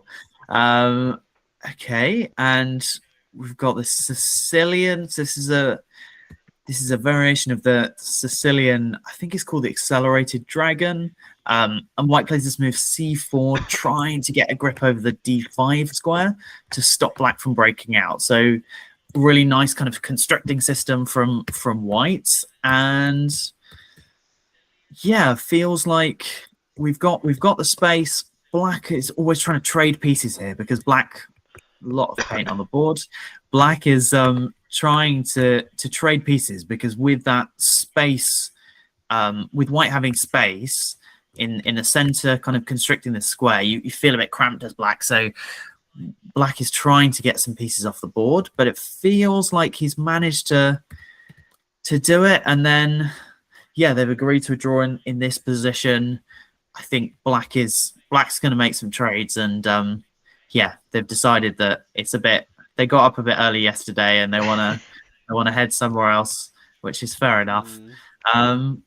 Okay, so that one, should we just have a very quick look at board one? What's going on? What do you think is going on here? Another position. No. I think Black's bishops look better, got a nice, more open diagonal, but White's knights have really pushed, and the rook in d1 looks like it can put quite some pressure. Yeah, no, I agree. I think in this position, I think this has come from some sort of a Queen's Gambit accepted, and what White's about to get is this move e4, which I think is probably going to be played. There it is.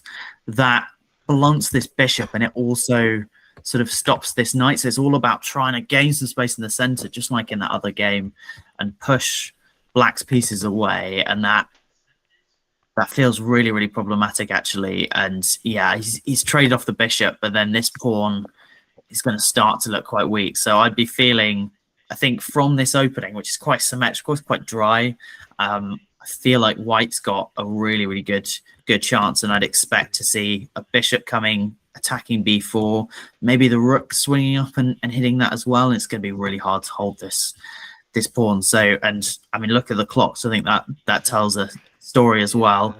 We've got Black's been sitting there, probably head in hands, thinking, well, how am I going to solve this? So yeah, he's put the bishop, but I mean, this is absolutely gorgeous center for White. So probably Cambridge feeling a bit better, at least on that top board. Is it common that you see a lot of people not tend to castle, or at least keep this king in the middle at this kind of level? So you played in BUCA Div 1, right?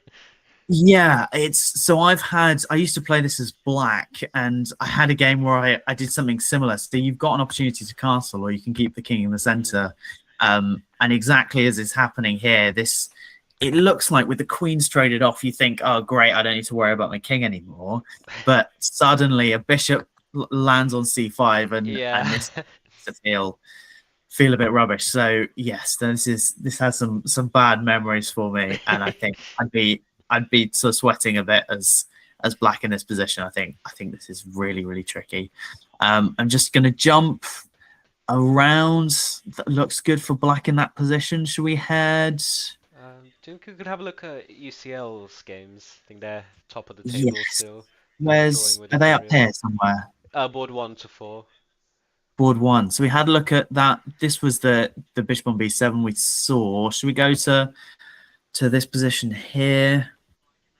Sicilian, not a lot of moves actually, but what do you feels a bit quite balanced, although I mean really, really messy these positions, but not too much has happened here, I would say. Yeah, at my level, obviously, you're trying to just develop your pieces. So at a hunch, white definitely looks better, but black's also not going to lose any pieces as well. Yeah, really. So, and I think in these types of positions, if we head back, we've played this. This is called, I think, the Scheveningen position, and it's a little bit dubious because actually in this position you can play the move g4 very quickly and just start throwing pawns forward on the king side. That's quite problematic for black. But he's gone with bishop g5, and white playing really, really aggressively here, trying to get the king. King's not going on the short side, king's going on the queen side. And in this position, I think the move g4 is coming with a rook, and yeah, this king's going to get caught. So that's why he's tried to lash out with the move g5. What's going on here? It looks like some sort of theory, but yeah, what after takes? What do you think black's got up his sleeve here? You're gonna have to enlighten me. I'm sorry to put you on the sure spot with that. So yeah, so black trying to sort of take advantage of the bishop, stop white from sort of getting a free hand, and I think, and I've had a look at the database, I think he's looking at this move knight g4. Looks a bit funny, but we're getting out the way of this pin, and then we're maybe going to take this pawn.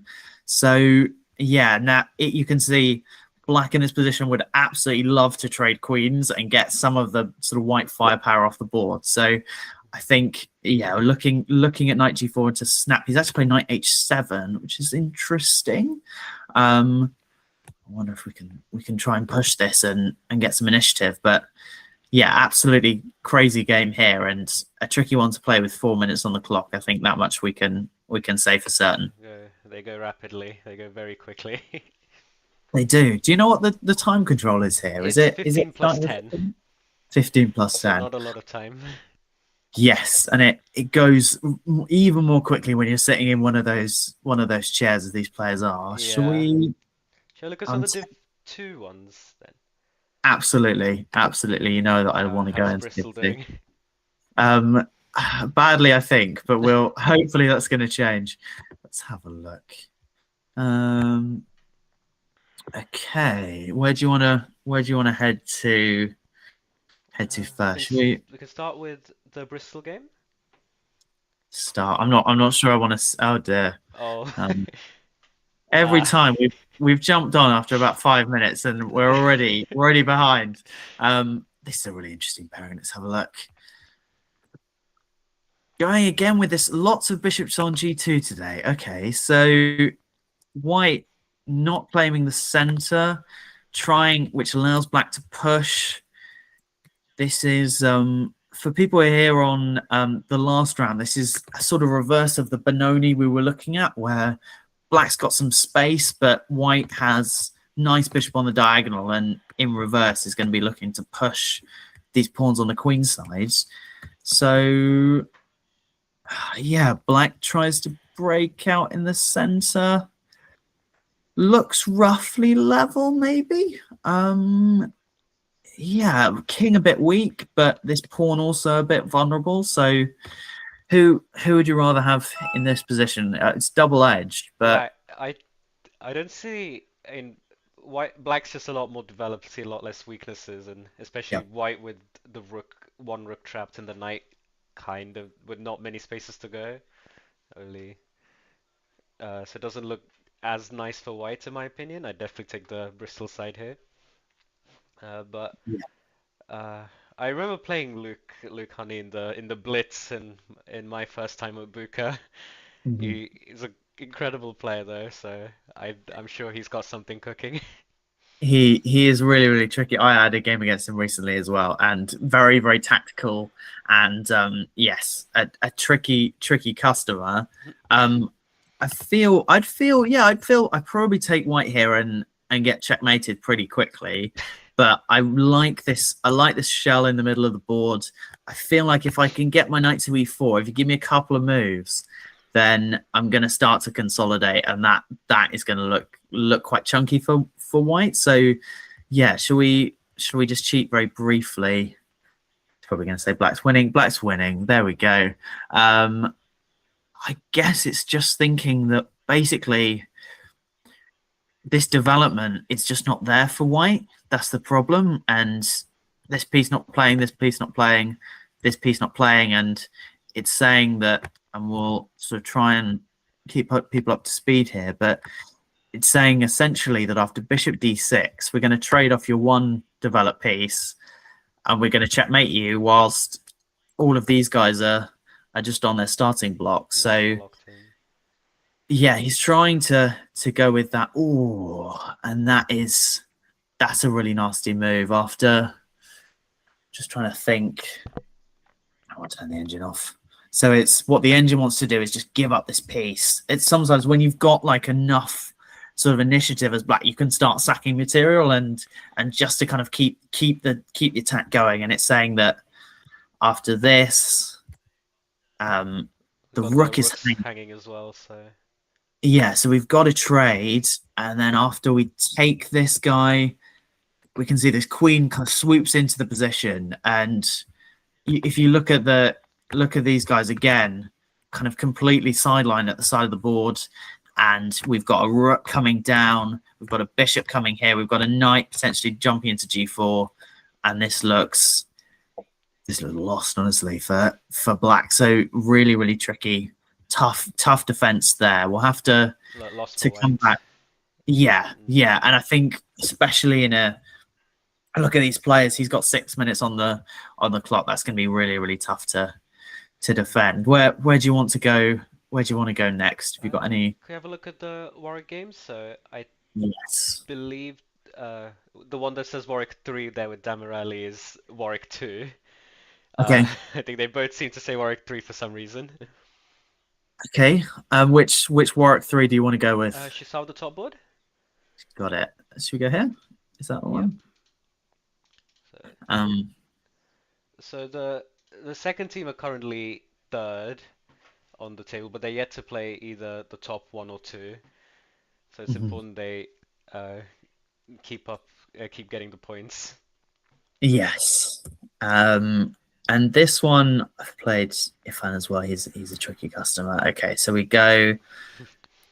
This is fairly kind of solid version of this Dragon Sicilian, where black puts the bishop on this long diagonal.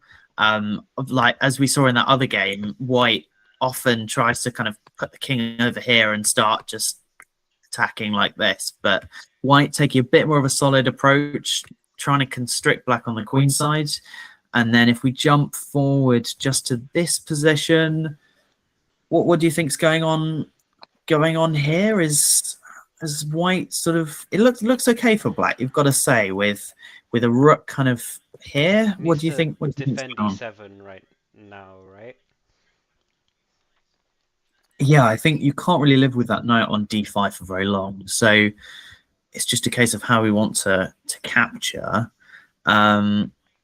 I'm tempted to see if we can take like this, and then after this move, play knight d7. Looks a bit mysterious, but if let's say we get a capture and a capture, this bishop with the pawn on d5 starts to look, it's kind of biting on granite a little bit, and with the knight getting to this really secure square here, feels like black is starting to consolidate and get a really good blockade, and then we might be able to kind of bring a rook round or something like that. So I would presume that black's doing quite well here. But yeah, it's just a case of how you want to play. I think knight takes d5 also a possibility in that position. But probably black hasn't been tested too much and is feeling pretty solid in this Sicilian. Let's have I do want to have a look at some Bristol games, if you don't mind, just to see what's. Where are they? I think the last 4 boards. Last 4 boards. We just looked at Yutong's. He's gone with this knight d7. Let's have a look at. I feel bad for doing this to James Guest, but it's it feels necessary. Okay, slightly funny opening with the bishop. Have you seen this before with the bishop coming and the knight on e2? Feels like a bit of a strange system, but maybe okay. I think knight a6 is a little rarer. Knight a6. Yeah, James comes out. He's an inventive player. I think that much we can say. He's trying to get it. If we skip through a few moves, he's trying to get in this move e5 to kind of force a concession here, and then he wants to put the knight in. But it's a funny way to get there, and this feels okay. But then he's gone a bit wrong, and yeah, he's lashed out with the king. So many weak kings in these positions, and this feels really, really drafty. I'm presuming that he gets mated. Yeah, look, these pawns come forward, they disappear, and then the king just spreads. Oh, that's brutal. And oh, this is a nice tactic. If I turn it's quite hard, but yeah, after c6, what's the move here for white? Oh, I'm afraid I don't see it. You don't see it. Perfect.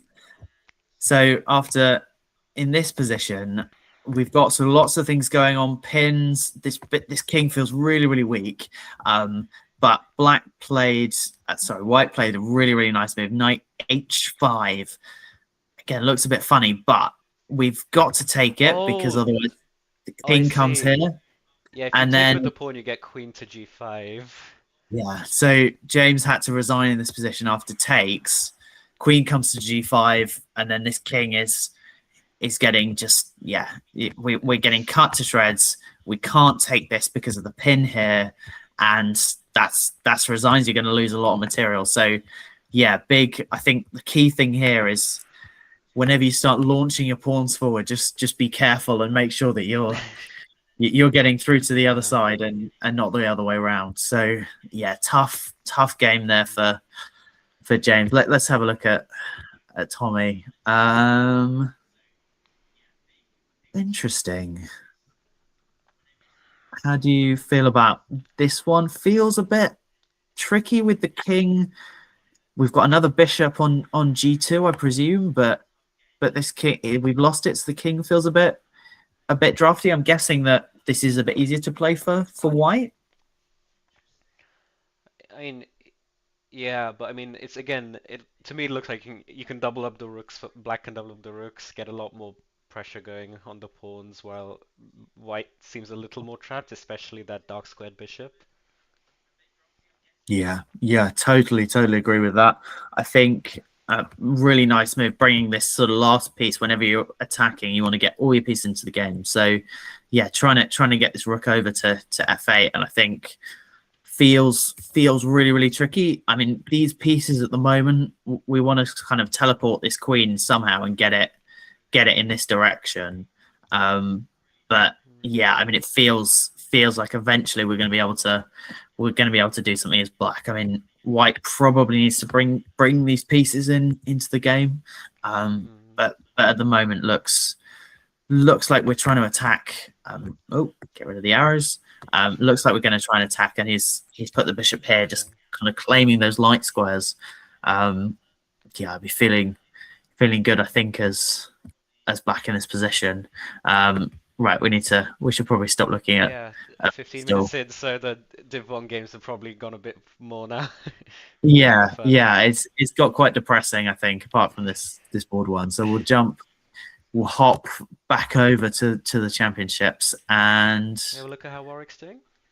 yes, of course. Let's have a quick gander. Okay, so we've got a draw on board. Already. Oxford's one. Should we have a look on this final board here? Okay, so we won't go through the opening moves, but yeah, just pick up straight in this position.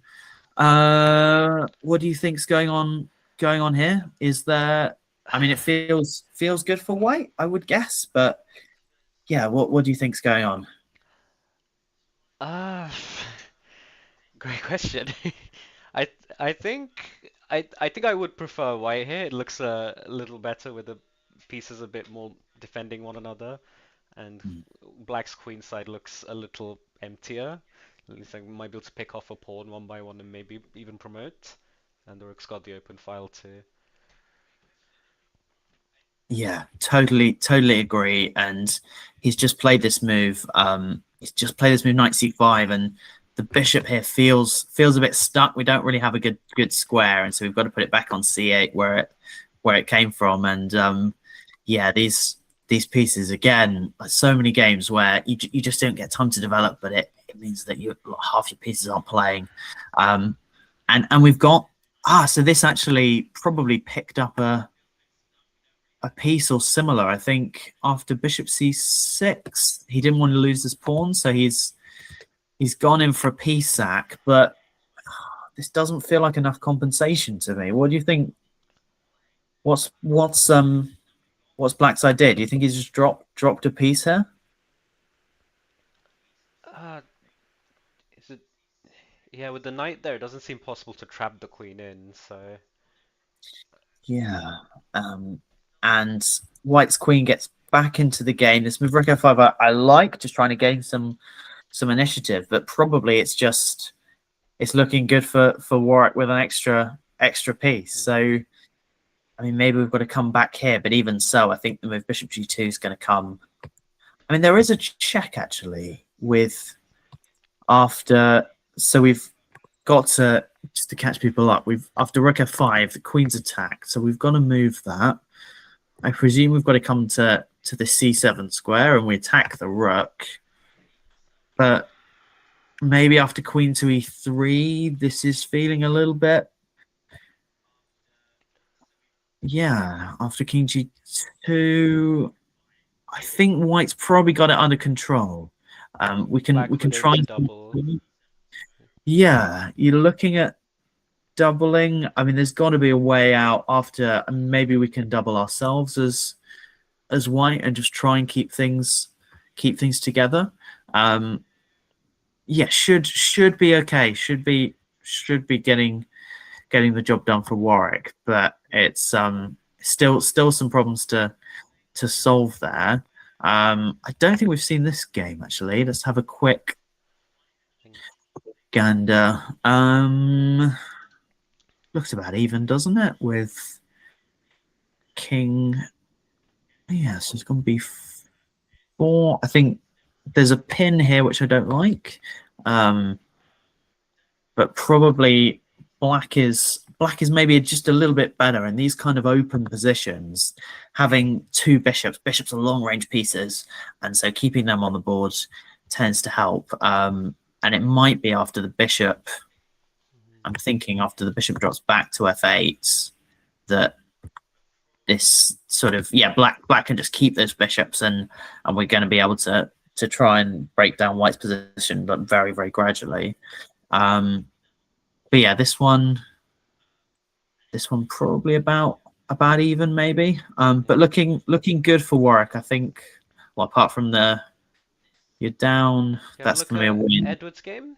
He's played really well for the rest of the tournament, so must have faced a really tough opponent this time. Yes, no, he definitely has. Let's have a. This was this game that we had a look at. So he found this move e5. If we go back here, we had the move e5 when we were saying after bishop e7 we wanted direct here.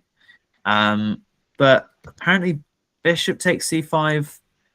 I don't know about you. I would be playing that pretty quickly, but apparently it's a mistake. So I'm not sure exactly what's gone on here. But if we sort of go through, White's managed to get in this move e4, trying to break out this bishop and break down the structure. And then after sort of these moves, okay, let me hide it and see if we can do a bit of a, so we can solve things for our vote. So big exchange Black's there. yeah, so we've got lots of the pieces have disappeared from the board. We've got even material, but we played the move rook d8, which is apparently a blunder. Can we work out what's going on after rook d8? See if we can hide that.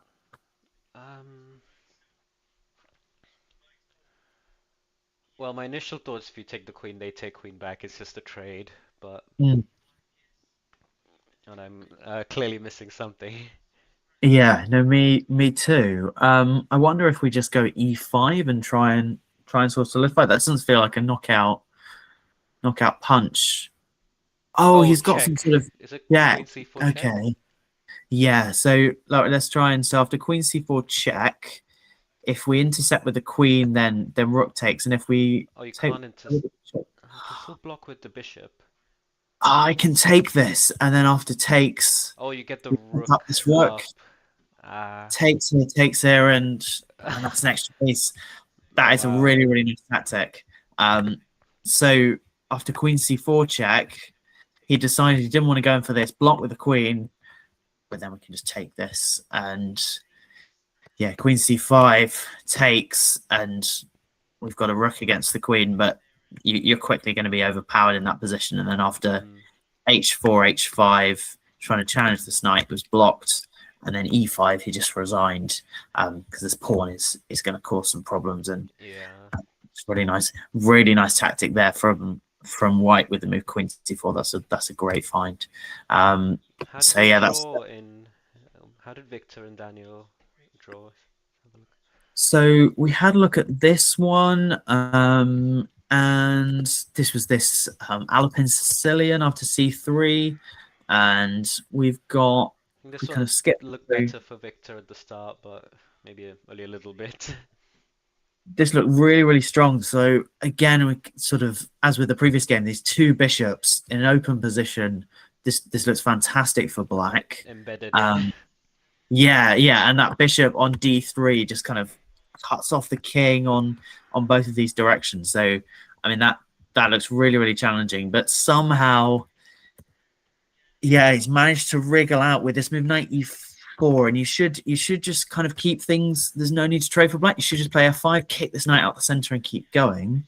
But he took for some reason, and after pawn takes, I think he's missed something here. I think after rook e4. Yeah, what are we doing after rook e4? Do you think? Because that must have been his first choice.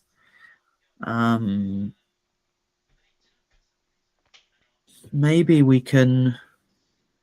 I'm thinking, so in this position, Black's got, I mean, they look a bit rugged, but we've got these two extra pawns. But maybe he thought after, let's say we trade, we come here, we want to get out this bishop, so let's just put the king back. And then after king f3, the rook has got to be sort of shunted off this fourth rank. So we drop back, and then we could play a move like, sorry, get rid of that. To play a move like rook d4, taking this pawn, and then keep the double pawns. Yeah, and then even though Black's a pawn up here, the fact that this structure is shattered is going to mean it's going to be a draw pretty quickly. So I think he might have just underestimated something here. But once that light square bishop is gone, this feels very, very dry, very equal. And yeah, after rook e4, we're getting a similar variation with king f3, and they agree to draw here because it looks fairly balanced. So yeah, Victor, I know he had a bit of a miss in the last game with that queen d7 move, so probably going to be kicking himself. I think we had another result there just on the fourth board. Magnus's game just ended. And he won this one. We were predicting, I think. I think he had a pretty nice position there. where do we leave off after we were here around these parts? White played this move, Queen B8, taking the piece, and I found this fantastic tactic with Knight E6, trying to. I wanted to move the queen, but he's played a much better move. Knight takes E6, hitting Black's queen, and after this exchange, we get out the way, and then after Rook takes, he's given back the piece, but we can see we've got loads of pawns here as White, and after Rook C5, this pawn is weak, and yeah, this feels like White's really taking over, and he's made his life easy. It's a really, really nice exchange there from Warwick. And after King D2, we got lots of shuffling here, but essentially these Whites kept the advantage. And it's Space Invaders time. We're going to start pushing these, and that's it. So that nice control game there from White, you've got to say. So at the moment you're down, but let's flick onto this game with the two bishops. That's an extra piece. Something's gone a bit wrong here for. Okay, so we had this position. Black's given up this 2 bishop advantage, but with these opposite color bishops positions, lots of people think opposite color bishops means a draw, but actually, like when queens and rooks are on, often it means I can attack because you can't challenge me on these light squares. So these squares around the king here become really, really weak, and that's what looks like it's happened here. So White's gone and hunted some pawns, which of course I approve of, but after this move, bishop d5. We're getting the bishop onto this square. We're getting the queens coming down here. And that is looking really, really dicey. Play bishop h1 here. Hits the bishop, which I like. And this bishop's also running out of squares. So, yeah, and White's trying to add some complications. That bishop's trapped, isn't it? If you just go to d6, you got rook to d8. Yeah, we're running into there's a kind of continual mate threat hanging here, but also the rook comes to d8, and it's all falling apart for Black. So a really nice conversion by Aaron, I think. And if we skip through to the live board, we can see looks like White's got a sort of extra pawn for the piece, but the real problem is this king is really, really weak, and I imagine that a move like Queen h6 in this position is going to start to wrap things up here. So Warwick, unfortunately, sort of running out of. They've had a tough start to the day, and yeah, they might be sort of falling out of contention. Shall we have a look at? We've got Imperial, I think, and UCL are the top two. Should we just have a quick look to see how they're doing? Oh, UCL are up 3-0 already. So UCL have clinched. If we head up to this game they won with. Should we have a quick gander through that after? So this was the position, to remind everyone, where Black got this bishop onto this fantastic diagonal, and then lots of things have happened. King really, really weak in this position. It's been a really common theme today, but yeah, it's kind of run back and forwards. But I think essentially the problem is that we've started pushing pawns on this side, and they can't move backwards, and that's why the king is looking really, really drafty. And in this position, he's played this move Queen E2 and just eliminated this knight, which was defending that square. After takes Knight F3, yeah, we're going to lose. We're going to lose one of these pieces if we step into the line of this queen. Then Knight to D4 and think of everything. Can you grab the queen? Yes, there might be something better actually in this position because we could block. But yeah, that's an extra piece, isn't it? And he gave up the queen. But yeah, this is good. Having an extra queen always help. Yeah. That one's gone. Should we have a look at this game just while it's still going on? Okay, after what's going on here? This looks good for Black, I would say. Pass pawn's also good because you can get new queens.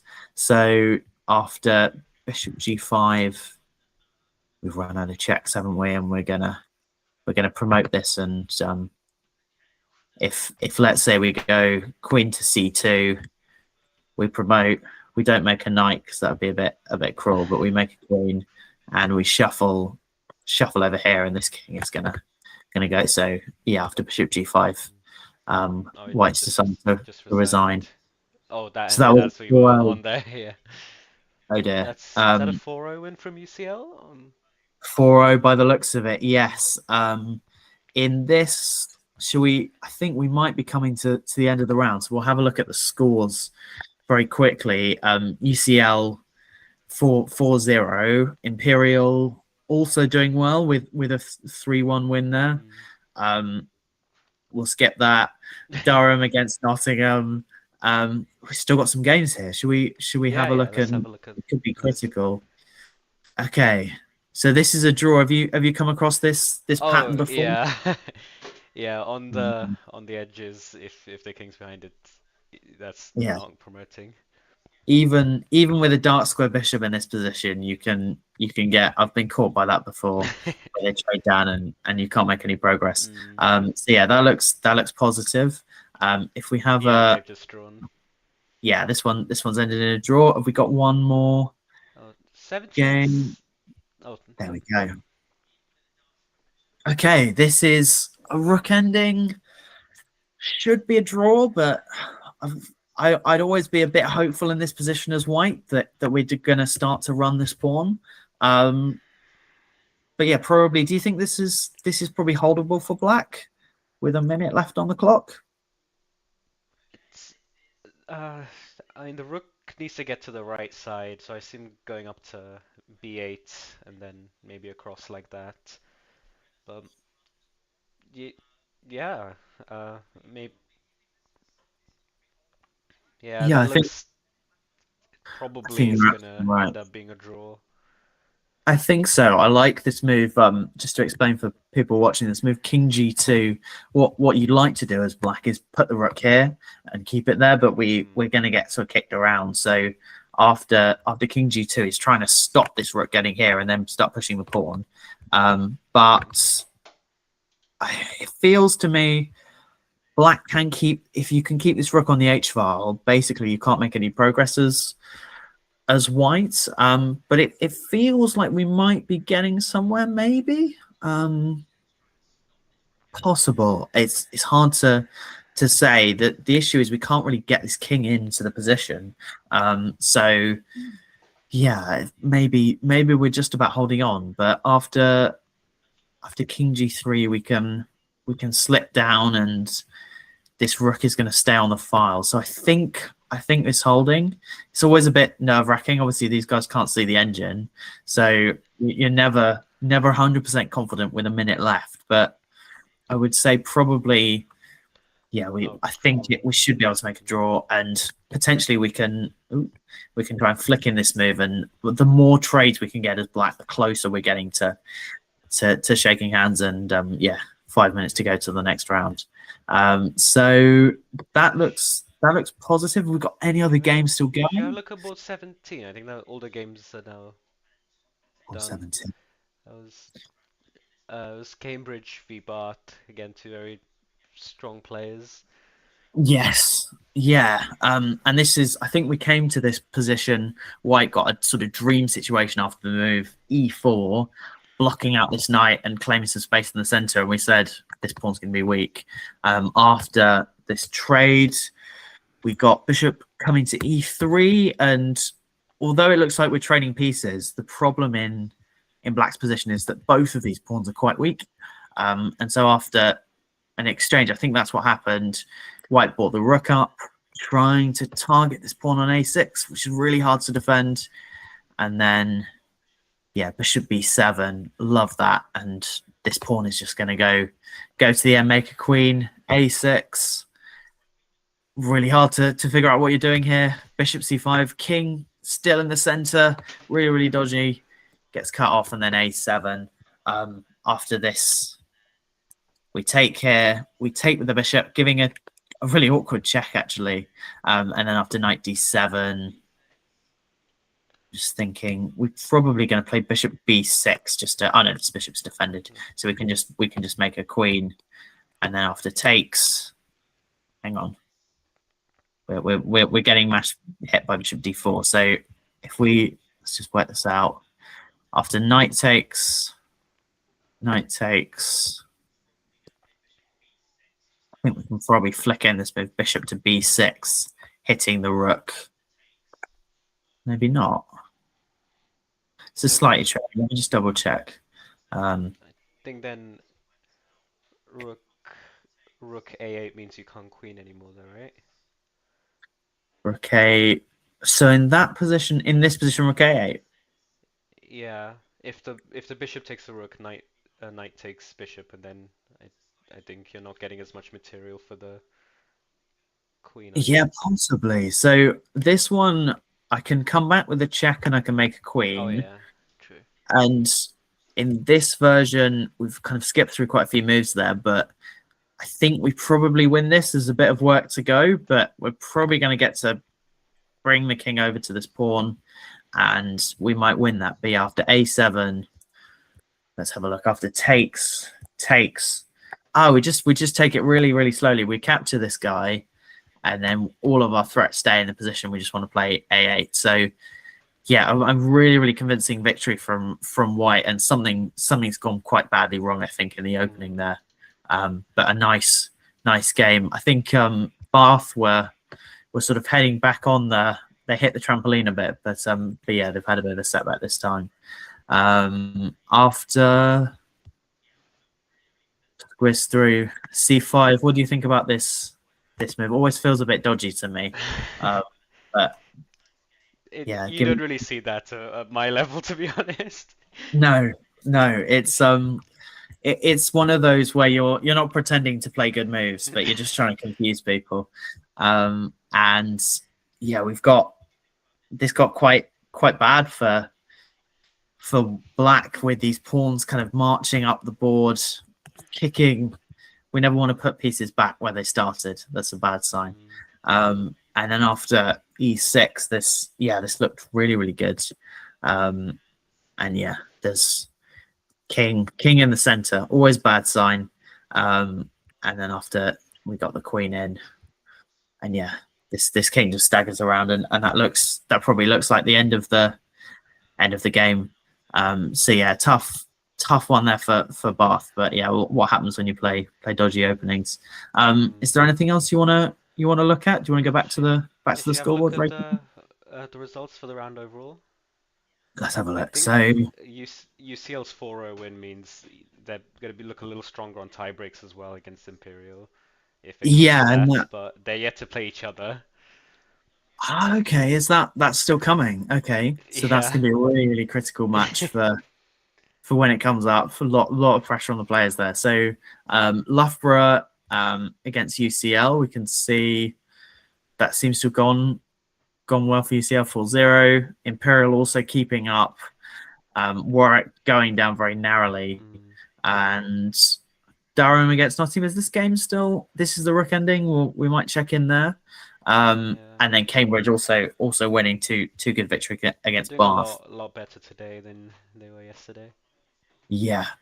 There's it's tricky. Sometimes you can play well and still get sort of get on the wrong side, especially in this Division 1. So okay, let's have should we go over to the plate just finally and have a look at what's happening? Most of the games would probably be done.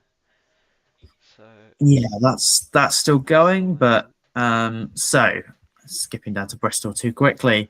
Cambridge 2 against Oxford 3. That was a draw. Interesting. I think that's actually Oxford 2, the two teams at the top, I think. Is it? This is very confusing. Yeah, it doesn't say Oxford 2. The other one also says Oxford 3 in both instances of two teams. That looks, from the ratings, that looks like Oxford 2, Oxford 3, doesn't it? So they've drawn Oxford 2, Cambridge 2. Warwick against Cardiff, looking like a draw if Cardiff can win that on the top board. UCL beating Warwick, Imperial, and Bristol with another draw, still waiting for a match win. But yeah, we will. I'm It'll hoping for happen. that. In rounds, we've got to get. I will message some people at Bristol after this, but we need to get a 2.5 in one of these. Yeah. Should we have a look at the standings here? Let's have a. Where can I I find think this? the BUCA website is better for that. The Let's have a cross look. table. So this is So on it was the. Oxford 2, then Cambridge 2, both on 10 points. I think they played each other this time, right? Mhm. So that was an Yeah, so important match for them. this is looking a bit more regular with Oxford and Cambridge at the top of And it was the. a draw, yeah. The results for And that it one was a were draw. already in. So Yeah. it might be a tie break depending on how they perform later, which Oxford looks like they're winning. Yeah, no, I will. We'll leave others to pick up, but yeah, the pairings in the last few rounds are going to be really, really, really critical there. So that's turning into a bit of a two-horse race. Should we flick over to the championship table? So we started the day with Warwick with a three-way tie. I think with Warwick, I think with that loss, probably it's going to be another two-horse race between Imperial and UCL. At the moment, UCL have got an extra game point. So for those who a bit new to this. Obviously, when there's a tie, you look first at the match point, so who's won more matches, but then second at who's won more games, and UCL have picked up an extra point there with that 4-0 win. So they'll probably be feeling, if they can hold Imperial, they're probably odds on to take the tournament at that stage. Shall we? I just want to have a look at this game in the championships. We had one just pending. Let's have a look. We'll skip through. That means it has finished. That has finished. We had one just pending, and then we'll probably jump. Yeah, we had a game. Fell, it was a draw. Yeah. So he managed in this position. Let's just finish off here. We'll flick through the moves really quickly, but White's trying to push the H pawn. Really, really hard to achieve that. And yeah, Black's keeping the rook here, keeping an eye on this pawn, and he's going to start to trade. And it looks like good play by Black, bringing the king around. We've given up a pawn, but we're going to get back to this one. And then after king g6, king f4, check, comes back, and that is just a draw. These pawns are going to get traded, and yeah, nice hold there for Black. So looks like all the games are done. Shall we wrap up there for the moment? Yeah. So thank you everyone for watching. We'll be back in about 15 minutes for the last two rounds. I think looking at the standings, I think round 9 will be quite a set. That is for the championship. That is Imperial v UCL. That's gonna be a really exciting clash. So yeah, no guys, thanks a lot for watching, and stay tuned for joining us for this again for the second year.